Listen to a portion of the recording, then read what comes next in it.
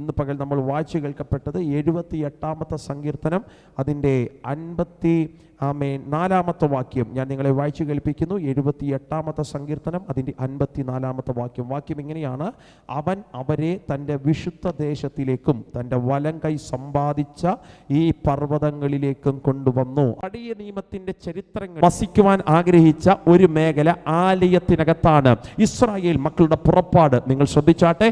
Israel മക്കളുടെ പുറപ്പാട് അവർ നടക്കുന്നത് മരുഭൂമിക്കകത്താണ്. മരുഭൂമിക്കകത്തൂടെ അവരുടെ യാത്രകൾ.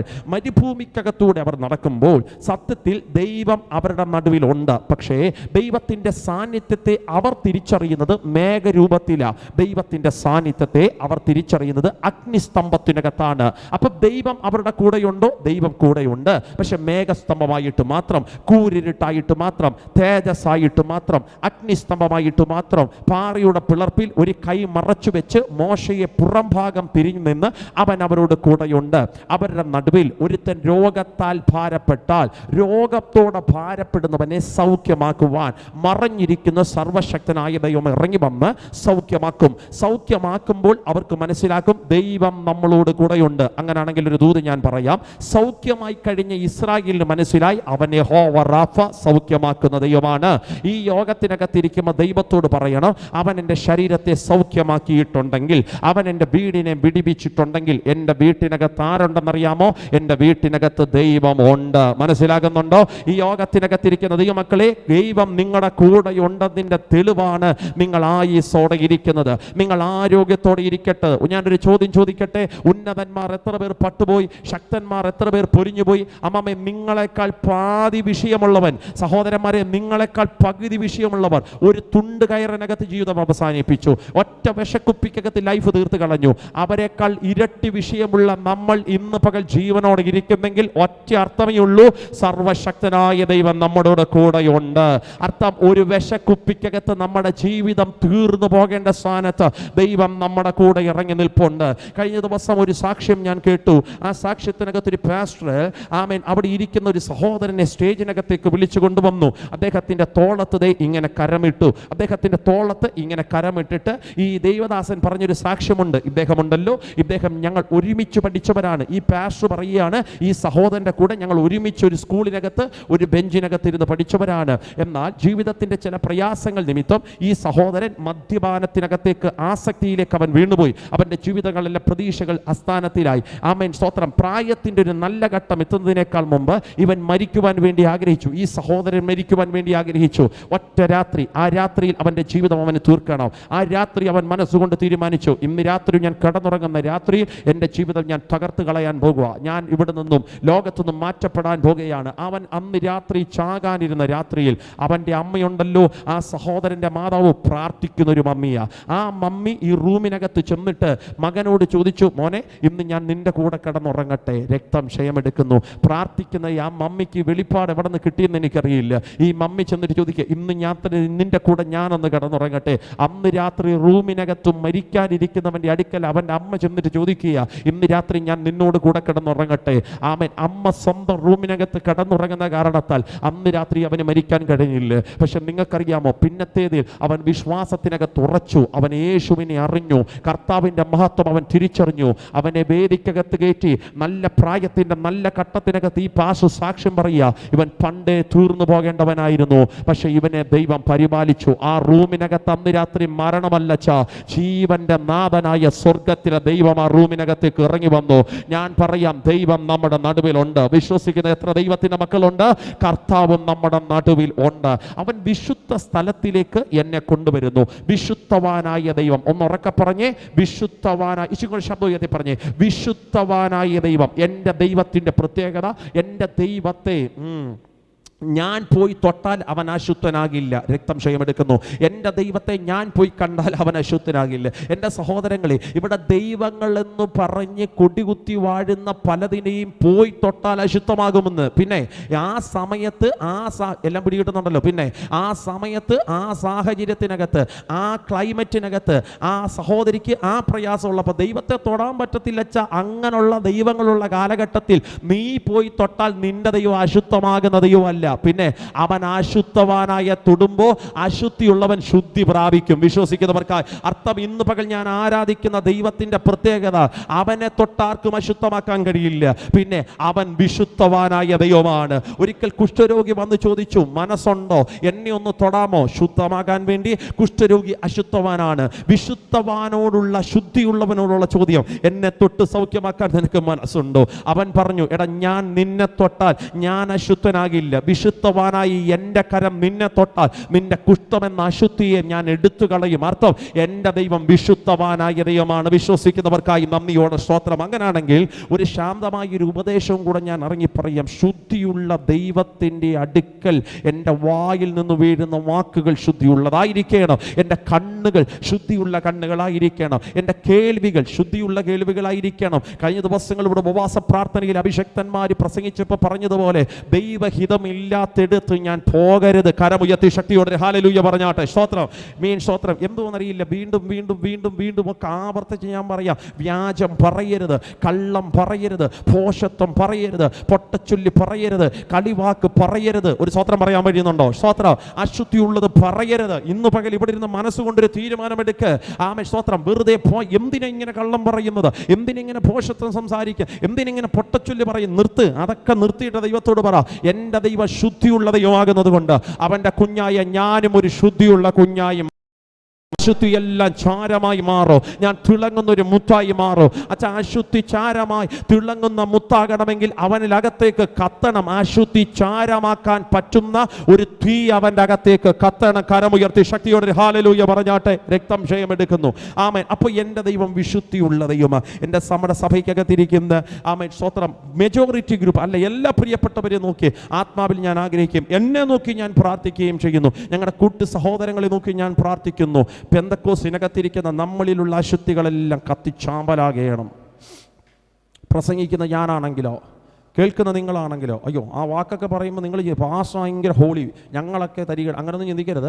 ഞാനൊരു ഉപകരണമായിട്ട് ഇവിടെ നിൽക്കുന്നതേ ഉള്ളൂ. നാവിൽ നിന്ന് വരുന്ന വാക്കുകളെല്ലാം ദൈവത്തിൻ്റെ ശബ്ദമാണെന്ന് വിശ്വസിക്കുക. അത് എനിക്കും കൂടെ ഉള്ള ദൂതാണെന്ന് നിങ്ങൾ വിശ്വസിക്കുക.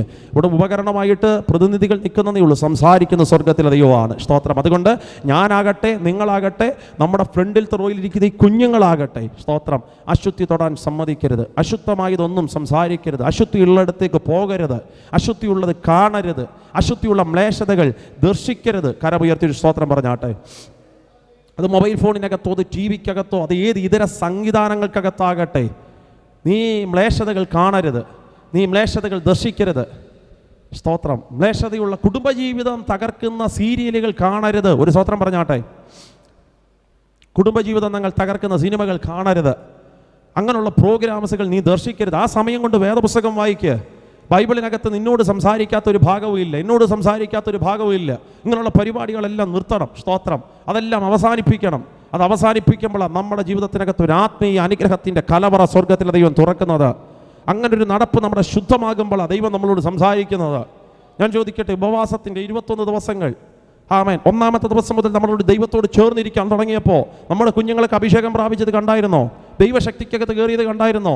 സ്തോത്രം. ഒരു 21 ദിവസങ്ങൾ ദൈവത്തോട് ചേർന്നിരുന്നപ്പോൾ നമ്മുടെ കുഞ്ഞുങ്ങൾ ഇങ്ങനെ ആത്മശക്തിയിൽ നിറയപ്പെട്ടെങ്കിൽ, ഒരു ആയുസ്സുമത്വം ദൈവത്തോട് ചേർന്നിരുന്നാലോ, ഒരു പുരുഷായുസ്സുമത്വം ദൈവത്തോട് ചേർന്നിരുന്നാലോ, നിന്നെ ഹോളിയാക്കാൻ ദൈവത്തിന് കഴിയും. എനിക്കറിയാം നമ്മുടെ നാവ് ശുദ്ധിയില്ലാത്ത ആഭരങ്ങളുള്ളതാണ്. പക്ഷേ യശ്യാവെന്ന് പറയുന്ന മനുഷ്യൻ ഒരിക്കൽ ചങ്കുകയറി ദൈവത്തോട് പറഞ്ഞു, അയ്യോ ഞാൻ ശുദ്ധിയില്ലാത്ത അപരങ്ങളുള്ള ഒരു മനുഷ്യൻ എന്ന് പറഞ്ഞപ്പോൾ ദൈവം പറഞ്ഞത്, ശുദ്ധിയില്ലേ, മാറി ആ മൂലയ്ക്ക് പോയി ഇരിക്കാനല്ല, ശുദ്ധിയില്ലാത്ത അതരങ്ങളുള്ളവനെ സമ്മതിച്ചപ്പോൾ പ്രവാചകരെ നോക്കി ദൈവം പറഞ്ഞു, പേടിക്കണ്ട, ഒരു തീയുണ്ട്. എന്തുകൊണ്ട്? കേട്ടില്ല, ഉറക്കെ പറ. എന്തുകൊണ്ട്? തീ കനലുണ്ട്. ആമേൻ. അതുകൊണ്ട് വന്ന് നിന്റെ നാവിനെ ഞാൻ തുടിക്കാന്ന്. അപ്പം നാവിൻ്റെ അശുദ്ധിയുടെ കെട്ടുവ്യാപരിക്കാൻ ഒരഭിഷേകത്തിൻ്റെ തീ ആ മനുഷ്യൻ്റെ നാവിനകത്ത് തൊട്ടെന്ന്. ആ തീ ഇന്ന് പകരം ഉണ്ട്. അത് ശുദ്ധിയുള്ള തീയാ. ആ തീ ഉള്ളിടത്ത് അശുദ്ധി ചാരമായി പോകും. അത് അനുഭവിച്ചറിഞ്ഞിട്ടുണ്ട്. പ്രസംഗമല്ല, വാക്യമല്ല, അത് ജീവിതത്തിന് അനുഭവിച്ചറിഞ്ഞിട്ടുണ്ട്. ആ അഭിഷേകത്തിൻ്റെ തീ ശരീരത്തിനകത്ത് ഇറങ്ങി വന്നപ്പോൾ അശുദ്ധികളെല്ലാം ചാരമായത് അതുകൊണ്ടല്ലേ പാട്ടുകാരൻ ആ പാട്ട് പാടുന്നത്, എൻ്റെ അശുദ്ധിയല്ല ചാരമാകട്ടെ, ഞാൻ തിളങ്ങുന്ന മുത്താകട്ടെ. ചാരമാകണമെങ്കിൽ വെള്ളം കിട്ടപ്പോൾ വെള്ളം വന്നാൽ പറ്റത്തില്ല, ചാരമായ നദി ഇറങ്ങിയാൽ പറ്റത്തില്ല. അതൊക്കെ പരിശുദ്ധാത്മാവിന്റെ തെളിവാണ്. നദി, കാറ്റ്, സ്തോത്രം, ഇതൊക്കെ എണ്ണയ്ക്കകത്തെ സ്തോത്രം, കത്തൽ, ഇതൊക്കെ അഭിഷേകത്തിന്റെ തെളിവുകളാണ്. പക്ഷേ അതിനേക്കാളും അപ്പുറം അശുദ്ധി ചാരണമെങ്കിൽ വെള്ളം വന്നാൽ പറ്റത്തില്ല, നദി വന്നാൽ പറ്റത്തില്ല, കാറ്റടിച്ചാൽ പറ്റത്തില്ല. അശുദ്ധി ചാരണമെങ്കിൽ പരിശുദ്ധാത്മാവിന്റെ റൂഹായുടെ തീ ഇറങ്ങി വരണം. കരമുയർത്തി ശക്തിയോടെ ഹല്ലേലൂയ പറഞ്ഞാട്ടെ. അപ്പോൾ നമ്മുടെ ദൈവം വിശുദ്ധവാനായ ദൈവമാണ്, അത്രയും മനസ്സിലായി. നമ്മുടെ ദൈവം വിശുദ്ധ ദേശത്തിലേക്ക് നമ്മളെ കൊണ്ടുപോകുക. ഇനി അടുത്ത വാക്യം നമ്മുടെ പ്രസംഗവാക്യം, തൻ്റെ വലങ്കൈ സമ്പാദിച്ച ഈ പർവ്വതങ്ങളിലേക്ക് ദൈവം, അപ്പം നമ്മളെ ദൈവം കൊണ്ടുവന്നത് വിശുദ്ധ ദേശത്തിലേക്ക്. രണ്ട്, വലങ്കൈ സമ്പാദിച്ച പർവ്വതം. നമ്മളെ സമ്പാദ്യമല്ല, നമ്മുടെ സമ്പാദ്യം എന്തുകൊണ്ട് അക്കൗണ്ടിനകത്ത്. ഇവിടെ കിടക്കുന്ന വാക്യം, ദൈവം സമ്പാദിച്ച, ദൈവത്തിന് സമ്പാദ്യം ഉണ്ടോ? ഉണ്ട. ദൈവം സമ്പാദിച്ച ദൈവത്തിൻ്റെ വിശുദ്ധ പർവ്വതം, അല്ലെങ്കിൽ ഈ പർവ്വതങ്ങളിലേക്ക് ദൈവം നമ്മളെ കൊണ്ടുവന്നു. അപ്പോൾ ഇന്ന് പകലത്തെ നമ്മുടെ വിഷയം പർവ്വതങ്ങളിൽ കയറുക എന്നുള്ളതാണ്. ദൈവം സമ്പാദിച്ച പർവ്വതങ്ങളിലേക്ക് എന്ത് ചെയ്യണം? താല്പര്യമുണ്ടോ? മലകയറ്റം ഇച്ചിരി പാടാ, പക്ഷെ ദൈവം സമ്പാദിച്ച പർവ്വതങ്ങളിലേക്ക് കയറണം. സ്തോത്രം. തേയ്മാനോ പാസ്റ്റേ, കാലിന് മുട്ടിനൊക്കെ ഭയങ്കര, ഞങ്ങൾ കയറണോ പാസ്റ്റേ?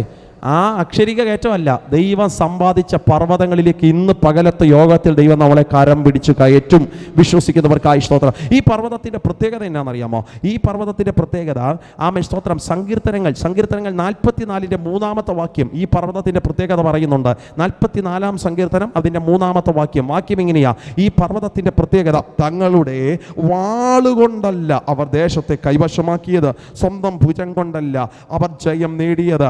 ആമേൻ. 44-ാം സങ്കീർത്തനം 3-ാം വാക്യം, അടുത്ത വാക്യം, പിന്നെ നിന്റെ വലങ്കൈയും നിന്റെ ഭുജവും നിന്റെ മുഖപ്രകാശവും കൊണ്ടത്രേ രക്തം ക്ഷയമെടുക്കുന്നു. അപ്പോൾ ഈ സമ്പാദിച്ച ദേശത്തിൻ്റെ പ്രത്യേകത എന്നാണെന്നറിയാമോ?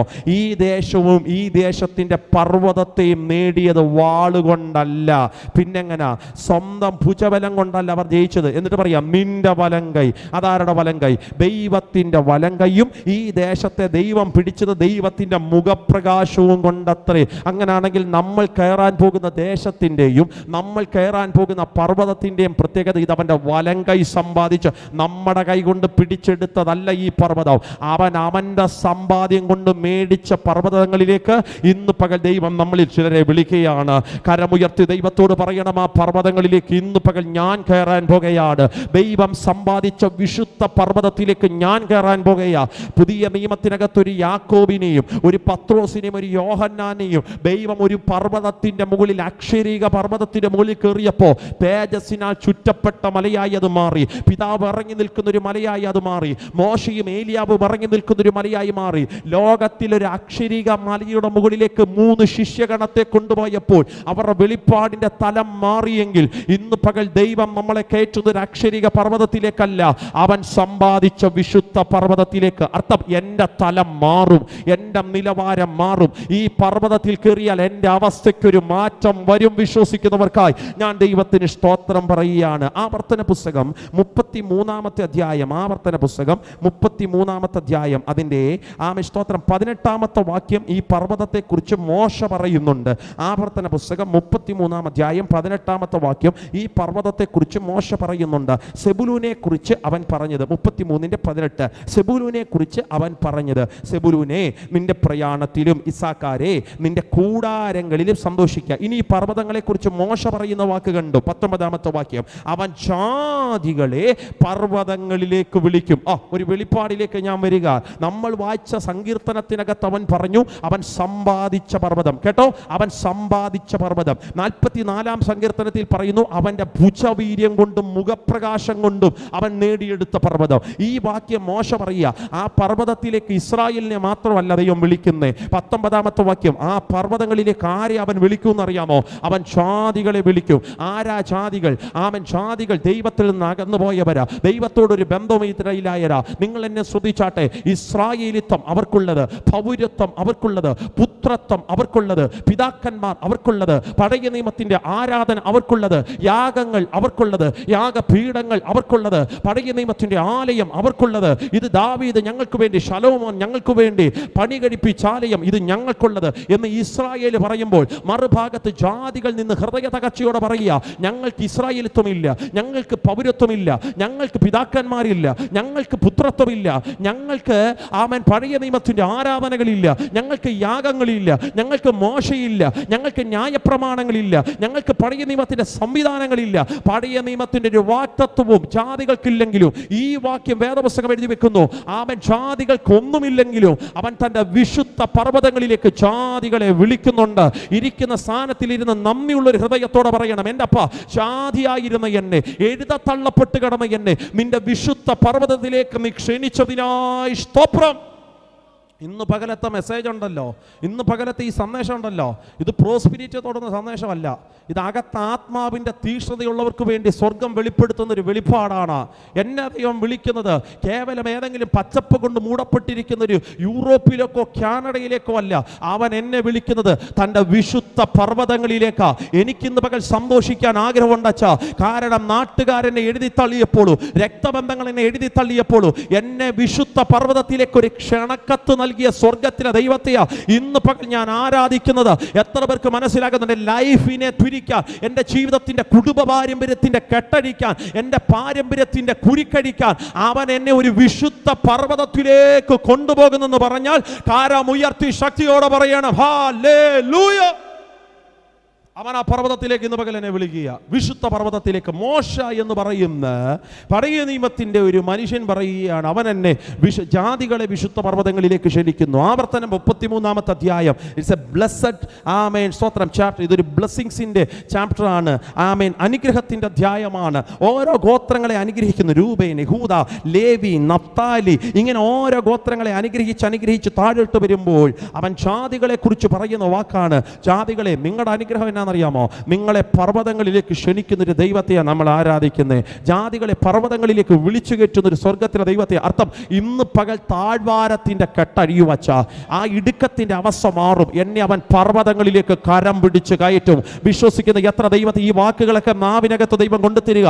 കുറേ വർഷമായി നീ താഴ്വാരത്തിനകത്ത് കിടന്ന് വട്ടമിട്ട് കറങ്ങാൻ തുടങ്ങിയിട്ട് ഈ കുരുക്ക് ദൈവം അടിക്കാൻ പോകുകയാ. യേശുവിന്റെ നാമത്തിൽ നിന്നെയും നിന്റെ സന്തതികളെയും ഉയരെ കിടക്കുന്ന പർവ്വതങ്ങളിലേക്ക് അവൻ കയറ്റിക്കൊണ്ടുപോകും. ഞാൻ ഇന്ന് പകൽ ആ വാക്ക് പറയുമ്പോൾ ഒരു ശബ്ദം ദൈവം എൻ്റെ നാവിനകത്ത് തരുന്നു. ഒരിക്കൽ നീ താഴ്വാരത്തിനകത്ത് നിന്ന് പറഞ്ഞു, ആമേൻ, ഞാൻ എൻ്റെ കണ്ണുകൾ പർവ്വതങ്ങളിലേക്ക് ഉയർത്തും. ഒരിക്കൽ നീ താഴ്വാരത്തിൽ കിടന്ന് നിലവിളിച്ചു, എൻ്റെ കണ്ണുകൾ ഞാൻ പർവ്വതങ്ങളിലേക്ക് ഉയർത്തും. പിന്നെയും നീ കരഞ്ഞു, എനിക്ക് സഹായം എവിടെ നിന്ന് വരും? പിന്നെയും നീ വിലപിച്ചു, എൻ്റെ സഹായം ആകാശത്തെയും ഭൂമിയും ഉണ്ടാക്കി യഹോവയിൽ നിന്ന് വരും. നീ താഴ്വാരത്തിൽ നിന്ന് കരഞ്ഞു, പർവ്വതങ്ങളിലേക്ക് ഞാൻ കണ്ണുകൾ ഉയർത്തും. എന്നാൽ ഇന്ന് പകൽ ദൈവം പറയുന്നു, നീ പർവ്വതങ്ങളിലേക്ക് കണ്ണുയർത്തുന്നവൻ മാത്രമല്ല, അവൻ നീ കണ്ണുയർത്തി നട്ടുവച്ചിരിക്കുന്ന പർവ്വതങ്ങളിലേക്ക് അവൻ നിന്നെ വിളിക്കാൻ പോകുകയാണ്. ഹല്ലേലൂയ. ഒത്തിരി സന്തോഷം ഉണ്ടച്ചാ. ഇന്ന് പകൽ ആ വാക്കൊക്കെ പറയുമ്പോൾ ഇത് പ്രീ പ്ലാൻ ചെയ്തൊരു മെസ്സേജ് ഒന്നുമല്ല. പക്ഷേ ഇന്ന് പകൽ ഇതിനകത്ത് നിൽക്കുമ്പോൾ വാക്കുകളൊക്കെ ദൈവം അഴിച്ചു തരിക. ഒരിക്കൽ കൊതിയോടെ ഞാൻ നോക്കിക്കൊണ്ട് നിന്ന പർവ്വതം കിട്ടുമോ എന്ന് ഞാൻ കൊതിച്ച എൻ്റെ ജീവിത സാഹചര്യം വെളിപ്പെട്ട് വരുമോ എനിക്ക് ആ നന്മ? എല്ലാവരും ആ പർവ്വതത്തിൽ കയറിയാലും, എല്ലാവരും ആ ബ്ലെസ്സിങ്സ് കിട്ടിയാലും, എല്ലാവർക്കും ആ നന്മയുടെ കലവറ തുറന്നാലും, പറഞ്ഞില്ലേ നമ്മളിൽ ചിലരെങ്കിലും പരാതി പറഞ്ഞില്ലേ, എല്ലാവരും അത് നേടിയെടുത്താലും എനിക്ക് ആ നന്മ കിട്ടത്തില്ല, എൻ്റെ കുടുംബം രക്ഷപ്പെടത്തില്ല, എൻ്റെ വീട് അനുഗ്രഹിക്കപ്പെടത്തില്ല, എൻ്റെ പിള്ളേർ ഗതി പിടിക്കത്തില്ല. നമ്മൾ പരാതിയുടെ പരഭവത്തിൻ്റെ കെട്ടുകൾ അഴിച്ചു വിട്ടില്ലേ? എന്നാൽ ഇന്ന് പകൽ നീ ഒരിക്കൽ കണ്ണു നട്ട പർവ്വതങ്ങൾക്കകത്ത് നിന്ന് വിശുദ്ധവാനായ ദൈവം വിളിക്കുക, നിന്നെ ഞാൻ പർവ്വതങ്ങളിലേക്ക് ഒരു ക്ഷണക്കത്ത് നൽകാൻ പോകുകയാണ്, നിന്നെ ഞാൻ പർവ്വതങ്ങളിലേക്ക് വിളിക്കാൻ പോകുകയാണ്. എനിക്കറിയാം ആ വചനത്തിന്റെ വെളിപ്പാട് ചിലർ അകത്ത് കത്തുന്നുണ്ട്. ഇന്ന് പകൽ എന്നെ വിളിക്കുന്നത് താഴ്വാരത്തിലേക്കല്ല, അവൻ ഇന്ന് എന്നെ വിളിക്കുന്നത് കാരാഗ്രഹത്തിലേക്കല്ല, അവൻ ഇന്ന് പകൽ എന്നെ വിളിക്കുന്നത് ഇടുക്കത്തിലേക്കല്ല. ഞെരുക്കത്തിന്റെ ദൈവമല്ല എൻ്റെ ദൈവം. അവൻ വിശുദ്ധ പർവ്വതത്തിനകത്തുനിന്ന് വിശുദ്ധവാനായവൻ ഇന്ന് പകൽ എന്നെ വിളിക്കുന്നുണ്ട്. രക്തത്താൽ വചനത്താൽ ഇന്ന് പകൽ ഞങ്ങൾ ആത്മാവിൽ ജയമെടുക്കുന്നു. അവൻ വിശുദ്ധ മോശ പറയുകയാണ്, അവൻ എന്നെ വിശുദ്ധ പർവ്വതങ്ങളിലേക്ക് ജാതികളെ വിളിക്കുന്നുണ്ട്. മോശ ഇത് പറയുമ്പോൾ എൻ്റെ പ്രസംഗ വിഷയത്തിലേക്ക് ഞാൻ വരാം. മോശ ഇത് പറയുമ്പോൾ മോശ കയറി നിൽക്കുന്ന 5 പർവ്വതങ്ങൾ അത് പറഞ്ഞ് ഇന്ന് പകൽ നമ്മൾ പ്രാർത്ഥിക്കാൻ പോവാ. മോശ പറയുന്നു ജാതികളെ പർവ്വതങ്ങളിലേക്ക് ക്ഷണിക്കുന്നു എന്ന് മോശ പറയുമ്പോൾ മോശ കയറി നിന്ന് 5 പർവ്വതങ്ങൾ നിങ്ങൾക്ക് കേൾക്കണോ? 5 പർവ്വതങ്ങൾ പറഞ്ഞ് നമ്മൾ പ്രാർത്ഥിക്കാൻ പോവാ. മോശ കയറി നിൽക്കുന്ന 1-ാമത്തെ പർവ്വതം ഏതാ? മോശ പറയുന്നു ജാതികളെ അവൻ പർവ്വതങ്ങളിലേക്ക് വിളിക്കുന്നു. ഇത് പറയുമ്പോൾ എക്സ്പീരിയൻസ് ഇല്ലാത്തൊരു പാസ്റ്റർ പ്രസംഗിക്കുന്ന പ്രസംഗം അല്ല അച്ഛാ മോശയുടെ പ്രസംഗം. മോശ പ്രസംഗിക്കുന്ന ഈ പ്രസംഗത്തിന്, അല്ലെങ്കിൽ ഈ പറയുന്ന മോശയുടെ അനുഗ്രഹ വാക്കിന് മോശയ്ക്ക് അനുഭവം പറയാനുണ്ട്. അവൻ എന്നെ 5 പർവ്വതങ്ങളിലേക്ക് കയറ്റി. അവൻ എന്നെ കയറ്റിയ 1-ാമത്തെ പർവ്വതം, പുറപ്പാട് പുസ്തകം 3-ാമത്തെ അധ്യായം അതിൻ്റെ 1-ാമത്തെ വാക്യം. മോശയെ ദൈവം കയറ്റിയ 1-ാമത്തെ പർവ്വതം, പുറപ്പാട് പുസ്തകം 3-ാമത്തെ അധ്യായം അതിൻ്റെ 1-ാമത്തെ വാക്യം. ഒന്ന് വായിച്ചു കേൾപ്പിക്കാമോ? പുറപ്പാട് പുസ്തകം 3-ാമത്തെ അധ്യായം 1-ാമത്തെ വാക്യം. ഡിലേ വരുത്തരുത്, പെട്ടെന്ന് വായിച്ചു കേൾപ്പിക്കണം. പുറപ്പാട് 3:1. മോശ മിദ്യാനിലെ പുരോഹിതനും തന്റെ അമ്മായിയപ്പനുമായ യിത്രോവിന്റെ ആടുകളെ മേയിച്ചുകൊണ്ടിരുന്നു. അവൻ ആടുകളെ മരുഭൂമിക്കപ്പുറത്ത് ദൈവത്തിന്റെ പർവ്വതമായ ഹോരേബ് വരെ കൊണ്ടുചെന്നു. മോശയെ ദൈവം കയറ്റിയ 1-ാമത്തെ പർവ്വതം, ദൈവത്തിന്റെ പർവ്വതം. ഒന്ന് പറഞ്ഞേ, മോശയെ ദൈവം കയറ്റിയ 1-ാമത്തെ പർവ്വതം. പർവ്വതത്തിന്റെ പേരെന്നാച്ചാ? ദൈവത്തിന്റെ പർവ്വതം. ആ പർവ്വതത്തിന്റെ പേര് ഹോരേബ് പർവ്വതം. ഹോരേബ് പർവ്വതത്തിനകത്ത് സംഭവിച്ചു 2 പ്രധാനപ്പെട്ട ദൂതുകൾ. ശ്രദ്ധിച്ചോ, ഹോരേബ് പർവ്വതത്തിൽ മോശ ചുമ്മാ സമയം കളയാൻ കയറ്റിയതൊന്നുമല്ല. നമുക്കങ്ങനെ ചിന്തയുണ്ടോ? ചിലപ്പോൾ നമ്മുടെ രക്തബന്ധങ്ങൾ ചിലർ പറയും ചുമ്മാതെ യോഗത്തിന് പോവാന്ന്, ചുമ്മാ ആരാധനയ്ക്ക് പോവാന്ന്, വെറുതെ ഞായറാഴ്ച അല്ലയോ അതുകൊണ്ട് വീട്ടിൽ എങ്ങനെ ഇരിക്കുക, അങ്ങനെയൊക്കെ പറഞ്ഞ് പലരും ആരാധനയ്ക്ക് വരുമ്പോൾ ചിലരങ്ങനൊന്നും അല്ല ഈ പർവ്വതത്തിൽ കയറുന്നത്. ചുമ്മാ സമയം കളയാൻ ആരാധനയ്ക്ക് വന്നിരിക്കുന്നവരല്ല ചിലർ വിശ്വസിച്ചാണ് ഈ പർവ്വതത്തിൽ കയറുന്നത്. ചിലർ വിശ്വസിച്ച് ആരാധനയിലേക്ക് വരുന്നത്. ആ പർവ്വതത്തിൽ 2 കാര്യങ്ങൾ നടക്കും. 1-ാമത്തെ കാര്യം ഞാൻ പറയാം. ദൈവം ആരാന്ന് തെളിയിച്ചൊരു പർവ്വതം ഇതാ. മോശ ഈ പർവ്വതത്തിന്റെ മുകളിൽ നിൽക്കുമ്പോൾ ഒരു മുൾപ്പടർപ്പിനകത്ത് തീ കത്തുന്നുണ്ട്. പക്ഷേ മുൾപ്പടർപ്പ് വെന്തു പോകുന്നില്ല. കാഴ്ച കാണാൻ പർവ്വതങ്ങളിലേക്ക് കയറി നിൽക്കുന്ന മോശ ദൈവത്തോട് ചോദിച്ചു, ആരാ? ദൈവം പറഞ്ഞു, പേടിക്കണ്ട, ഇസ്രായേലിനെ വിടിവിക്കാൻ ഞാൻ നിന്നെ മിസ്രയീമിനകത്ത് അയക്കാൻ പോകുക. മോശയുടെ ഹൃദയത്തിനകത്ത് ലീലേന്റി ലാഭ തിളയ്ക്കുന്നത് പോലൊരു ചോദ്യം ചോദിച്ചു. എൻ്റെ യഹോവേ, ഒരു സംശയം. എന്താ? ഈ പർവ്വതം പുക കൊണ്ട് നിറയപ്പെട്ടു, ഇത് തീക്കകത്ത് ഇറങ്ങി നിൽക്കുന്നുണ്ട്, മുൾപ്പടർപ്പ് വെന്തു വലിയ കാഴ്ചയൊക്കെ ഭയങ്കരമാവാം ദൈവമേ. പക്ഷെ സംശയമുണ്ട്, ഈ പർവ്വതത്തിന്റെ കത്തലും ഈ പർവ്വതത്തിന്റെ തീയും എല്ലാം കഴിഞ്ഞ് ഞാൻ കയറി നിൽക്കേണ്ടത് മിസ്രയീമിന്റെ കൊട്ടാരത്തിലാ. അവിടെ തീയില്ല, അവിടെ പർവ്വതമല്ല, അത് മിസ്രയീമിന്റെ കൊട്ടാര. അവിടെ ചെന്നിട്ട് നീ ആരുടെ പേര് വന്നെന്നെങ്ങാണം അവറ്റകൾ ചോദിച്ചാൽ ഞാൻ എന്നാ പറയണം? സ്തോത്രം. തീക്കകത്ത് നിൽക്കുമ്പോൾ സംശയമൊന്നുമില്ല, പർവ്വതത്തിൽ നിൽക്കുമ്പോൾ ദൈവത്തോടൊരു വിരോധമില്ല, സംശയങ്ങൾ ലെവലേശമില്ല. പക്ഷെ പ്രശ്നം, ആരാധനയെല്ലാം കഴിഞ്ഞ് തിരിച്ച് വീടെന്ന് പറയുന്ന മിസ്രയീമിലേക്കത്തേക്ക് കയറി ചെല്ലുമ്പോൾ, എൻ്റെ ജോലി സ്ഥലമായ മിസ്രയീമിലേക്ക് പോകുമ്പോൾ, എൻ്റെ പിള്ളേർ പഠിക്കുന്ന മിസ്രയീമിന്റെ സ്കൂളുകൾക്കകത്തേക്ക് പോകുമ്പോൾ അവിടെ ദൈവം ആരാന്ന് ചോദിച്ചാൽ ഞാൻ എന്നാ മറുപടി പറയണം? ദൈവം പറഞ്ഞു, ഞാനാകുന്നു എന്ന് വെച്ച അഡ്രസ്സ് പറയാൻ പരിചയപ്പെടുത്താൻ മനസ്സില്ലടോ. നീ എവിടെ നിൽക്കുന്നോ അവിടെ ദൈവം എന്തുവാണോ അതാ ജീവനുള്ള ദൈവം. നീ രോഗത്തിലാണോ അവൻ നിന്നെ സൗഖ്യമാക്കുന്ന യഹോവ. നീ ഭാരത്തിനകത്താണോ നിന്റെ നെടുവീർപ്പുകളെ രട്ടുകളെ അഴിക്കുന്ന സ്വർഗത്തിന്റെ ദൈവം. നീ ഇടുക്കത്തിലാണോ നിനക്ക് വിശാലത തരുന്ന ഒരു സ്വർഗത്തിന്റെ ദൈവം. നീ കണ്ണുനീരിനകത്താണോ കണ്ണുനീര് തുടയ്ക്കുന്ന സർവശക്തനായ ദൈവം. നീ പരാജയത്തിനകത്താണോ യഹോവ റാഫ, യഹോവ ഈരെ, യഹോവ ഷമ്മ, യഹോവ ചായിറെ അവൻ നിന്നെ ചെയ്യിപ്പിക്കുന്ന ദൈവം. ഇന്ന് പകൽ യോഗത്തിനകത്തിരിക്കുമ്പോൾ പറയണം, ഞാൻ എവിടെ ഇരിക്കുന്നു എൻ്റെ സാഹചര്യങ്ങളെ ദൈവം അഴിക്കുന്നതാണ് അവൻ്റെ മഹത്വത്തിൻ്റെ എക്സ്ട്രീം ലെവൽ എന്ന് പറയുന്നത്. വിശ്വസിക്കുന്നവർക്കായി സ്തോത്രം പറഞ്ഞ് പ്രാർത്ഥിക്കുന്നു. നീ ആരാകുന്നു യഹോവേ? പർവ്വതത്തിന് മുകളിൽ വലിയ കത്തരും ഇറങ്ങി നിൽക്കുന്ന മഹത്വമൊക്കെ കണ്ടപ്പോൾ മോശയ്ക്ക് മനസ്സിലായി സംഗതി ചെറുതൊന്നുമല്ല. പക്ഷെ പ്രശ്നം എന്നും പർവ്വതത്തിലല്ല, പ്രശ്നം എന്നും ഈ സ്തോത്രം അതേ രക്തത്താഴ്ച ഹോരേബ് പർവ്വതത്തിനകത്തല്ല. പ്രശ്നം നാളെ മിസ്രയീമിനകത്ത് കയറുവച്ചാ, നാളെ മിസ്രയീമിന്റെ കൊട്ടാരത്തിൽ കയറി മന്ത്രവാദികളുടെ അടുക്ക ഞാൻ ചെന്ന് നെഞ്ചും വിരിച്ച് നിൽക്കുമ്പോൾ ആരുടെ പേരിലാ വന്നതെന്ന് ചോദിച്ചാൽ അവിടെ ഞാൻ എന്തോ പറയണം? ദൈവം പറഞ്ഞു, ഈ പർവ്വതത്തിൽ ഞാൻ തെളിയിക്കാൻ പോവാ ഞാൻ ആരാണെന്ന്. ഞാനാകുന്നവൻ ഞാനാകുന്നു. 1-ാമത്തെ പർവ്വതത്തിന്റെ പ്രത്യേകത, എന്നെ ദൈവം ആരാണെന്ന്, എൻ്റെ ദൈവം ആരാണെന്ന് തെളിയിച്ചൊരു പർവ്വതമാണ് 1-ാമത്തെ പർവ്വതം. ദൂത് ഞാൻ പറയാം, ഈ ആഴ്ചയിൽ നീ സേവിക്കുന്ന ദൈവം ജീവനുള്ളവനാണെന്ന് അവൻ തെളിയിക്കുന്ന ഒരു പർവ്വതത്തിലേക്ക് നമ്മുടെ സഭയിൽ ചിലരെ ദൈവം കരം പിടിച്ചു കയറ്റാൻ പോവുക. വിശ്വസിക്കുന്നുണ്ടോ? എൻ്റെ ദൈവം ആരാണെന്ന് തെളിയിച്ച ഒരു പർവ്വതങ്ങളിലേക്ക് അവൻ ഈ ആഴ്ച എന്നെ കൈ പിടിച്ചു കയറ്റാൻ പോവുക. ഈ പർവ്വതത്തിൻ്റെ 2-ാമത്തെ പ്രത്യേകത എന്നാണെന്നറിയാമോ? വാക്യം 16 വായിച്ചേ. വാക്യം 16-ാമത്തെ വാക്യം ഞാൻ വായിക്കാം. ശ്രദ്ധിച്ചേ. എൻ്റെ ജ്ഞാപകവുമാകുന്നു. അടുത്തത് നീ ചെന്ന്, 16-ാം വാക്യം, നീ ചെന്ന് വായിച്ച മോനെ.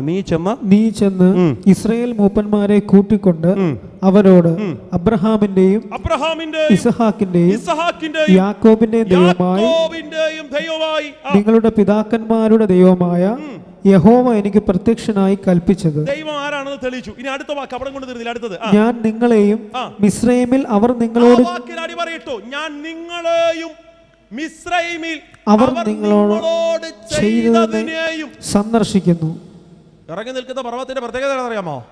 ദൈവം സന്ദർശിക്കും. എന്തോതിനെ സന്ദർശിക്കുമെന്നറിയാമോ? മിസ്രൈമിനെ സന്ദർശിക്കുന്നല്ല, അവർ നിങ്ങളോട് ചെയ്തതിനെ ഞാൻ എന്ത് ചെയ്യും? ഈ പർവ്വതത്തിന് ഹോരേബ് പർവ്വതത്തിനകത്ത് ഒരു മനുഷ്യൻ കയറിയ ദൈവം ആരാണെന്ന് തെളിയിക്കും. തീർന്നില്ല, അവൻ തെളിയിച്ചാൽ നീ കയറിറങ്ങിപ്പോയ കാര്യങ്ങളെ അവൻ സന്ദർശിക്കും. എന്ന് വെച്ചാൽ വാക്കിൻ്റെ ഡീപ്നെസ് എന്താ വാക്കിൻ്റെ ഡെപ്ത് എന്താ വെച്ചാൽ, ദൈവം എന്നെ സന്ദർശിക്കുമെന്നല്ല, എൻ്റെ വീടിനെ സന്ദർശിക്കുമെന്നല്ല, എന്നെ ദ്രോഹിച്ച മിസ്രൈമിനെ സന്ദർശിക്കുന്ന പോലും അല്ല വാക്യം. അവിടേക്ക് ആ വാക്യമുണ്ട്. പക്ഷെ അടുത്ത പദം, അവർ എന്നോട് ചെയ്തതിനെ അവൻ സന്ദർശിക്കും എന്ന് പറഞ്ഞാൽ എന്താ വാക്കിൻ്റെ അർത്ഥം? എന്തോ പിടികിട്ടി? ആ മലയാള ഭാഷയിൽ നിന്ന് എന്തോ മനസ്സിലായി? സ്തോത്രം. ഞാൻ പറയാം. ഇന്നലകളിൽ അവർ എന്നോട് ചെയ്തത് കഠിന വേല എൻ്റെ മേൽ ചുമത്തിയതാ. ഇന്നലകളിൽ അവർ എന്നോട് ചെയ്തത് എന്നെ അടിച്ചതാ, എന്നെ ദ്രോഹിച്ചതാ. എൻ്റെ അകത്തുനിന്ന് പുതിയ ജനനങ്ങൾ വരാതെ എൻ്റെ ഉദരത്തെ കെട്ടി അടച്ച കഠിനവേല ചുമത്തിയ പൈശാചിക ആത്മാവിൻ്റെ അന്തരീക്ഷമാ മിസ്രയീം. ദൈവം പറയുന്നു, അന്ന് അവറ്റകൾ നിന്നോട് ചെയ്തില്ലേ, അന്ന് നീ എന്നോട് കിടന്ന് നിലവിളിച്ചില്ലേ? അപ്പോഴല്ല ദൈവം പറഞ്ഞത്, എൻ്റെ ജനത്തിൻ്റെ കഷ്ടത ഞാൻ കണ്ടു, അവരുടെ നിലവിളിയുടെ ശബ്ദം ഞാൻ കേട്ടതിനിടയിൽ വെച്ച് നീ അനുഭവിച്ച കുറെ അനുഭവങ്ങളില്ലേ, നീ കയറി ഇറങ്ങിപ്പോയ ജീവിത സാഹചര്യങ്ങളില്ലേ, നീ ഒഴുക്കിയ കണ്ണുനീരുകളില്ലേ, നിന്റെ പ്രാർത്ഥനയുടെ ഉൾമുറിക്കകത്ത് രാത്രി 2 or 3 നോക്കാതെ നീ നെഞ്ചുകീറി കരഞ്ഞ കണ്ണുനീരില്ലേ, അന്ന് നീ സഹിച്ച വേദനകളില്ലേ? കർത്താവ് പറയും, നിന്റെ വീടിനെ അല്ല ദൈവം സന്ദർശിക്കുന്നത്, നീ കയറി ഇറങ്ങിപ്പോയ സാഹചര്യങ്ങളെ ദൈവം സന്ദർശിക്കും. മനസ്സിലാകുന്നവർക്കായി ഞാൻ ദൈവത്തിന് സ്തോത്രം പറയുന്നു. രക്തം ക്ഷയമെടുക്കുന്നു. അജയ്, നമ്മൾ പോയ സാഹചര്യങ്ങളെ ദൈവം സന്ദർശിക്കുമെന്ന്. ആമേൻ, സ്തോത്രം. സഹോദരങ്ങളെ, നിങ്ങൾ പോയ കണ്ണുനീരുകളെ ദൈവം ഒന്നുകൂടെ സന്ദർശിക്കുമെന്ന്. നമ്മൾ പറഞ്ഞില്ലേ എൻ്റെ വേദന ആരും കണ്ടില്ലെന്ന്, നമ്മൾ പറഞ്ഞില്ലേ എൻ്റെ ഭാരം ആരും അറിഞ്ഞില്ലെന്ന്. പക്ഷെ ബൈബിൾ പറയുക, ഞാൻ കയറി ഇറങ്ങിപ്പോയ കടഭാരമാണെങ്കിലും ഞെരുക്കമാണെങ്കിലും തലമുറയുടെ ആകുലതയാണെങ്കിലും ഇല്ലായ്മകളാണെങ്കിലും പട്ടിണി കിടന്നതാണെങ്കിലും ഉപവസിച്ചതാണെങ്കിലും എൻ്റെ അനുഭവങ്ങളെ ദൈവം സന്ദർശിക്കും. രക്തത്താലും വചനത്താൽ ഇന്ന് പകൽ ഞങ്ങൾ ആത്മാവിൽ ക്ഷയമെടുക്കുന്ന വാക്കിനൊക്കെ അടിവരയിടണം കേട്ടോ. എന്നിട്ട് വീട്ടിൽ പോയി അതേ കരം വെച്ച് പ്രാർത്ഥിക്കണം. എൻ്റെ ദൈവം സന്ദർശിക്കും. ഈ പർവ്വതത്തിൻ്റെ 2 പ്രത്യേകത, ദൈവം ആരാണെന്ന് തെളിയിച്ച പർവ്വതം. 2, എൻ്റെ ദൈവം എൻ്റെ വിഷയങ്ങളെ സന്ദർശിക്കാൻ ഇറങ്ങി വരുമെന്ന് വാഗ്ദത്തം ചെയ്ത പർവ്വതമായത്.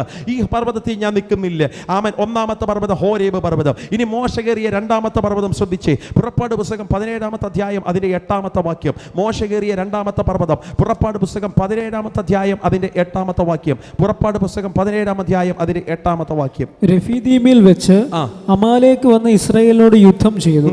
അപ്പോൾ മോശ യോശുവയോട്, നീ ആളുകളെ തിരഞ്ഞെടുത്ത് പുറപ്പെട്ട് രഫീദീമിൽ വച്ച് ആ സ്ഥലത്ത് വെച്ച് അമാലേക്ക് യുദ്ധം ചെയ്തു. അപ്പോൾ ദൈവം പറയുകയാണ്, നീ ഒരു കാര്യം ചെയ്യുക, നീ ആളുകളെയൊക്കെ തിരഞ്ഞെടുക്കുക, എന്നിട്ട് പുറപ്പെട്, അമാലേക്കോട് നീ യുദ്ധം ചെയ്യുക.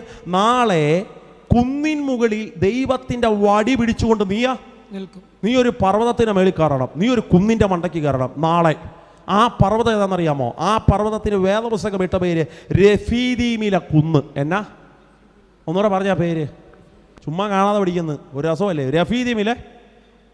രഫീദീമിലെ കുന്ന്. 1ാമത്തെ പർവ്വതം ഏതായിരുന്നു? ഹോരേബ് പർവ്വതം. സ്തോത്രം. പ്രത്യേകത, ദൈവം ആരാണെന്ന് തെളിയിക്കുകയും ചെയ്തു, ദൈവം എൻ്റെ വിഷയം സന്ദർശിക്കുകയും ചെയ്യുമെന്ന് പറഞ്ഞ പർവ്വതം. ഇത് രഫീദീമിലെ കുന്ന്. ഈ കുന്നിൻ്റെ മണ്ടയ്ക്ക് നീ കയറണം. താഴ്വാരത്തിൽ നിന്ന് ഒരു അത്ഭുതം നടക്കുകയില്ല. കുന്നിൻ്റെ മണ്ടയ്ക്ക് നീ കയറണം, പർവ്വതത്തിന് മേളിൽ നീ കയറണം. എന്നിട്ട് ഈ രഫീദീമിലെ കുമ്മി നീ ചെന്നിട്ട് നീ ചെയ്യേണ്ട കാര്യം എന്നറിയാമോ? നിന്റെ കൈകളെ നീ ഉയർത്തിപ്പിടിക്കണം. എന്നെ നോക്കി കൈകളെ എന്ത് ചെയ്യണം? ഉയർത്തിപ്പിടിക്കണം. അപ്പോളോ നീ കൈ ഉയർത്തിപ്പിടിച്ച ഇവിടെ ഒരു യുദ്ധം നടക്കുന്ന സമയം. അത് ആ യുദ്ധത്തിനകത്ത് നിന്റെ കൂട്ടം പരാജയപ്പെട്ടു പോകാതിരിക്കാൻ രഫീദീമിലെ കുന്നിനകത്ത് കരമുയർത്തിപ്പിടിച്ചു നിൽക്കുന്ന അഭിഷക്തനെ നിന്റെ യുദ്ധത്തിനകത്ത് ദൈവം നിന്നെ ജയിപ്പിച്ചിരിക്കും. വിശ്വസിക്കുന്നുണ്ടോ? ആ വാക്കൊക്കെ മനസ്സിനകത്ത് കൂറിയിടച്ച എന്നിട്ട് ആ വാക്യൊക്കെ പറഞ്ഞ് പ്രാർത്ഥിക്ക്.